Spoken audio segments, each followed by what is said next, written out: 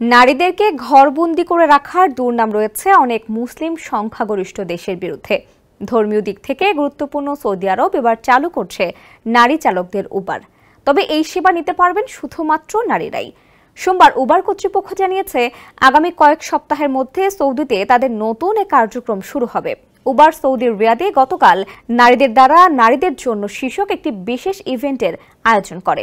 সেখান থেকে আসে এ ঘোষণা। 2018 সালে সৌদি সরকার নারীদের গাড়ি চালানোর অনুমতি দেয়। ওই সিদ্ধান্তের 7 বছর পর দেশটিতে নারী চালকদের নিয়ে ব্যবসা শুরু করতে যাচ্ছে উবার। ধীরে ধীরে দেশটির সব বড় শহরে এই সেবা পৌঁছে দেওয়া হবে বলে জানিয়েছে প্রতিষ্ঠানটি। ইরাক এবং ইরানে আগে থেকেই নারী চালক সেবা চালু আছে উবারের। পুরুষ সঙ্গী ছাড়া যারা যাতায়াত করেন তাদের মধ্যে সেবাটি অনেক জনপ্রিয়। এখন সৌদিতেও এটি চালু হতে যাচ্ছে।